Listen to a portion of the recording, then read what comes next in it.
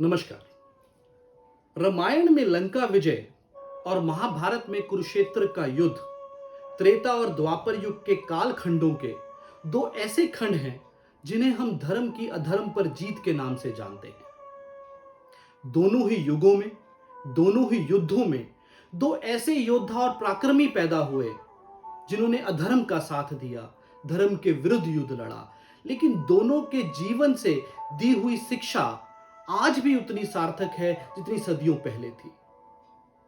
मैं इस वीडियो को आपके समक्ष दो भागों में रखूंगा। पहले सर्ग में मैं आपसे दशानन रावण का वर्णन करूंगा एवं दूसरे सर्ग में कुंती पुत्र कर्ण का जिक्र मैं आपसे करूंगा। जब हम रामायण की बात करते हैं तो लंकेश का नाम आते ही हमारे मस्तिष्क में जो छाया चित्र तैयार होता है उससे हम रावण को एक दुराचारी राजा, एक अहंकारी व्यक्ति, एक क्रूर शासक की संज्ञा से संबोधित करते हैं। लेकिन चारों वेदों के ज्ञाता, इस युग के महापंडित जब मरणासन पर थे तो मर्यादा पुरुषोत्तम श्री राम ने लक्ष्मण से कहा कि हे लक्ष्मण, महापंडित रावण हम सबसे विदा ले रहा है, तुम क्यों ना उनके पास जाओ और कुछ शिक्षा लेकर आओ। लक्ष्मण जी रावण के पास गए और उनकी सर की तरफ खड़े हो गए। कुछ देर वहां खड़े रहने के बाद उन्होंने रावण को मौन देखा और वो वापस श्री राम जी के पास गए।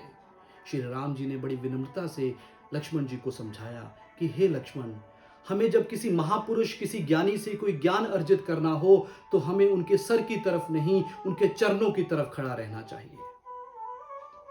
बड़े भाई की बात मान लक्ष्मण एक बार फिर रावण के पास गए और उनके चरणों की तरफ जाकर खड़े हो गए।